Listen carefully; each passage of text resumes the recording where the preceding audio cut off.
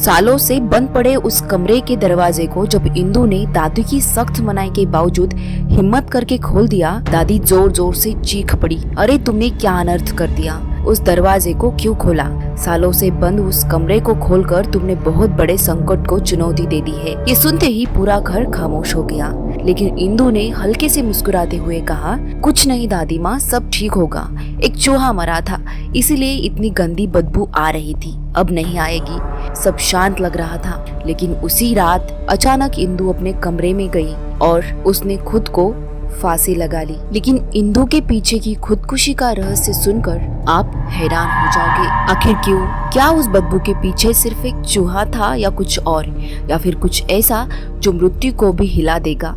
ये कहानी इंस्पायर्ड है तमिल मूवी जिसका नाम है यमकाटगी। मुझे तमिल आती नहीं तो जाहिर सी बात है मुझे यमकाटगी का मतलब भी पता नहीं। मैंने सर्च भी किया लेकिन रिजल्ट नहीं मिला, इसीलिए मैंने एक तमिल फ्रेंड से पूछा कि उसका मतलब क्या है, तो उसने बताया यमकाटगी का मतलब है यम का द्वार। खैर, तो चलिए इस डरावने रहस्य का सच जानने के लिए वीडियो को एंड तक देखना और कुछ भी मिस नहीं करना, क्योंकि कहानी में और भी राज खुलेंगे। नमस्कार, शॉक जोन में आपका स्वागत है। तमिलनाडु में एक छोटा सा गांव जहां के लोगों को मान प्रतिष्ठा सबसे ऊपर थी। उसी गांव में एक सरपंच थे जिनका नाम था मुरुगन। अपनी पत्नी सरस्वती, बेटी वेंकटेश, बहू मीना और बेटी इंदु के साथ रहते थे।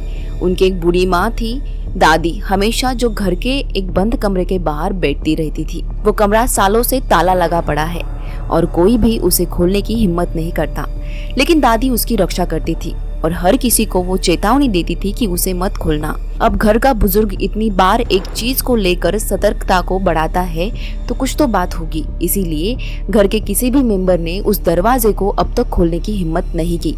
लेकिन दादी की पोती इंदु काफी चुलबुली लड़की थी। उसे ऐसी चीजों में काफी इंटरेस्ट था। खोद खोद कर वो हर एक सवाल का जवाब ढूंढती थी जिसे वो परेशान करता था, लेकिन अब तक इस बंद कमरे का राज वो खोल नहीं पाई थी। इंदु बाहर से तो अच्छी खासी दिखती थी, लेकिन वो अंदर से कमजोर थी और उसकी कमजोरी थी उसकी बीमारी अस्थमा यानी दमा, और इसी की वजह से उसको सांस की दिक्कत होती थी। गांव में जल्दी ही एक बड़ा त्योहार होने वाला था और माहौल में तनाव बढ़ रहा था क्योंकि तैयारी बहुत सारी बाकी थी।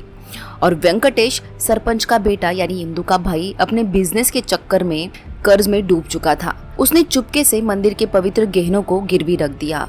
एक ऐसा पाप जो अगर गांव वालों को पता चला तो हंगामा मच जाएगा। उसके दोस्त उसे चेतावनी देते हैं कि अगर गहने वापस नहीं लाए तो त्योहार के समय गांव में बवाल हो जाएगा। इंदु के पड़ोस में रहते थे वेलू चाचा। वैसे तो इंसान अच्छे थे, लेकिन अपनी खुद की शर्मिंदगी से जूझ रहे थे।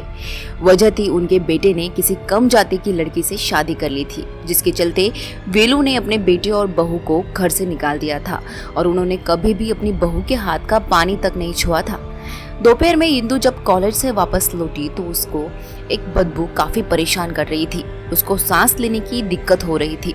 उसने बदबू कहाँ से आ रही है ये देखने के लिए पूरे कमरे की छानबीन करी, लेकिन उसे कुछ नहीं मिला। लेकिन उसने देखा कि बदबू ज्यादातर उस बंद कमरे में से आने लगी थी, जो इंदु के सांसों को और भी भारी कर देती थी।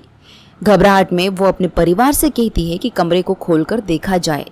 दादी जोर जोर से मना कर रही थी, उस कमरे को मत खोलो, नहीं तो बड़ा अनर्थ हो जाएगा। लेकिन इंदु दम घुटने की वजह से परेशान थी और जिद कर रही थी।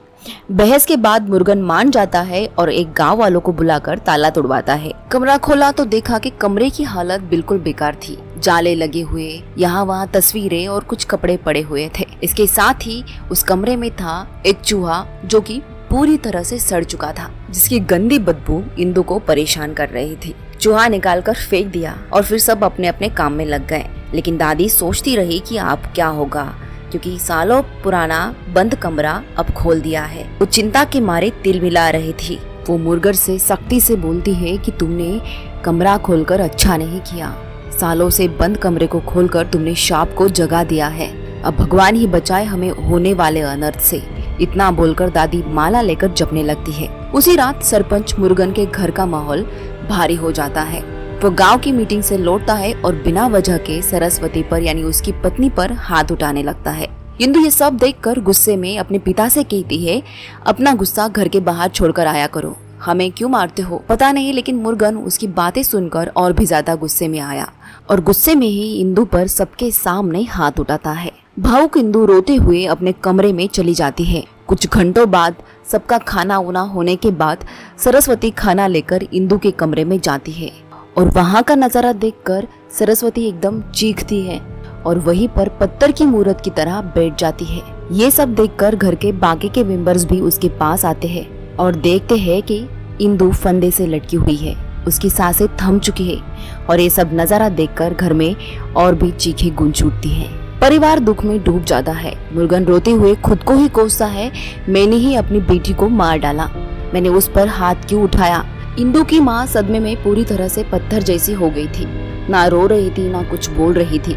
घर का पूरा माहौल दुख भरा था। हड़बड़ी में वेंकटेश, इंदु का भाई, गांव में बदनामी ना हो जाए इसीलिए डर कर कहता है कि सबको पता है इंदु को सांस की बीमारी थी और अब यही कहेंगे कि उसकी वजह से वो मर गई। अगर सच बाहर आया तो पुलिस उसकी लाश को पोस्टमार्टम लेके जाएंगी और हम सब कोर्ट कचहरी के चक्कर में फंस जाएंगे।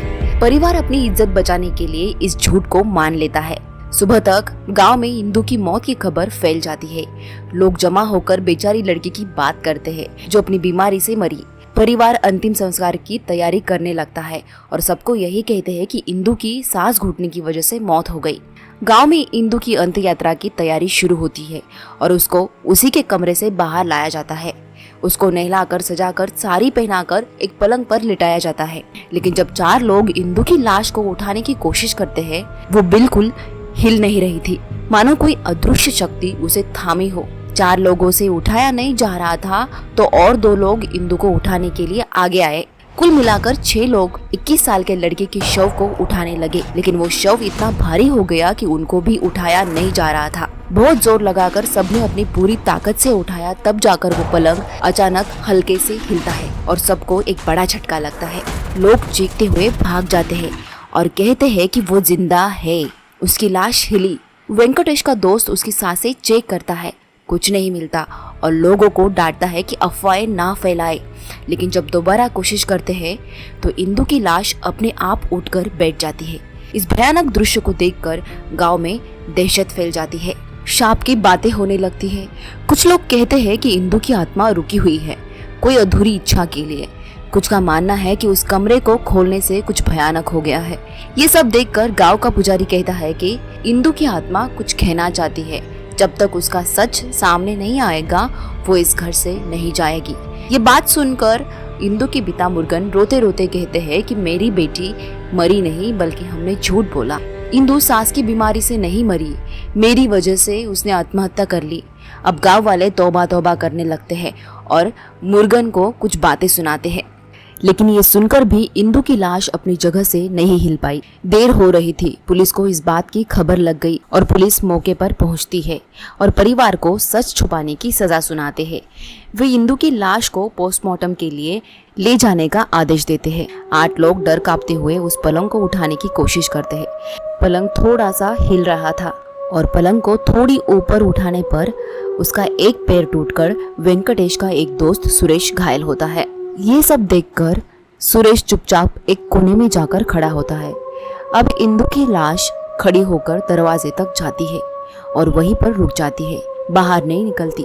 गांव वाले घबराते हैं, पुरानी मान्यता याद करते हैं और बोलते हैं कि शनिवार को मरने वाले अकेले नहीं जाते, इसीलिए वो लोग एक मुर्गा बलि के लिए चुनते हैं। लेकिन वो भाग जाता है, रात में गायब हो जाता है। सुबह तक खोज चलती है लेकिन दादी हर मुर्गे को नकार देती थी।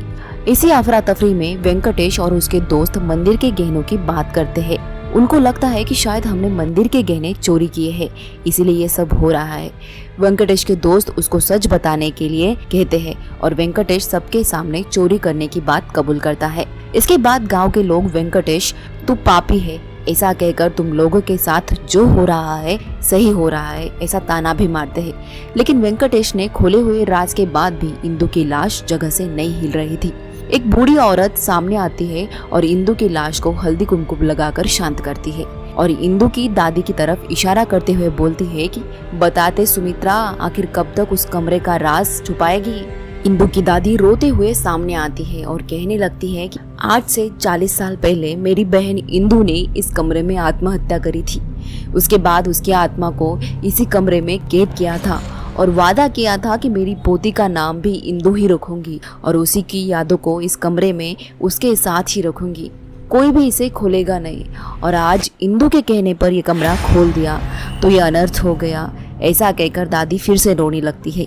गांव के लोग चौंक जाते हैं और कहते हैं कि एक परिवार के कितने सारे रहस्य हैं, लेकिन बात तो ये है कि इतने सारे राज खोलने के बाद भी इंदु की लाश जगह से थोड़ी सी भी नहीं हिल रही थी। लोग तरह तरह की बातें कर रहे थे। इतने में इंदु के पड़ोसी वाले वेलू चाचा, जो घर के बाहर टेंट के पास खड़े हुए थे, तभी उनके ऊपर टेंट गिर जाता है। वेलू चाचा के सिर पर चोट लगती है और खून बहने लगता है। वो सोचते हैं और तुरंत इंदु के लाश के पास जाकर रोने लगते हैं और कहते हैं, मुझे माफ कर दे बेटा, महीनों पहले मैंने इंदु को एक कम जाति वाली लड़के के साथ देखा था और कल मुर्गन को इसके बारे में भी बताया था और कहा था कि अपनी बेटी को संभालो, वरना वो भी मेरे बेटे की तरह नीची जाति के लड़के के साथ भाग जाएगी, तुम्हारी इज्जत चली जाएगी। इसीलिए वो वहाँ से गुस्से से घर पर आया और शायद इसीलिए उसने घर पर आकर तुझ पर हाथ उठाया होगा। बेलू चाचा पछताते हुए इंदु से माफी मांगने लगते हैं, लेकिन उसकी लाश फिर भी नहीं हिलती। एक गांव वाला सुरेश की ओर इशारा करता है और ये वही वेंकटेश का दोस्त था जिसको इंदु की लाश को उठाते वक्त पलंग टूटने की वजह से चोट आई थी। और पता चलता है कि सुरेश इंदु से एक तरफा प्यार करता था, जो बार बार उसे प्रपोज करता था और उसके मरने वाले दिन भी सुरेश ने उसको प्रपोज किया था। उस गांव वालों की भीड़ में थी इंदु की एक सहेली और वो एक बड़ा खुलासा करती है। इंदु को अर्जुन नाम के लड़के से प्यार था, जो निचली जाति का था, यानी कम जाति वाला। अर्जुन को गांव लाया जाता है। वो रोते हुए बताता है कि हम एक दूसरे से प्यार करते थे और इंदु मुझे भागने के लिए कहती थी, लेकिन मैं अपने माँ बाप को छोड़कर कहीं नहीं जाना चाहता था। कल रात इंदु और मेरी फ़ोन पर बात हो गई। उस वक्त मैं गांव के पुल के पास बैठा था।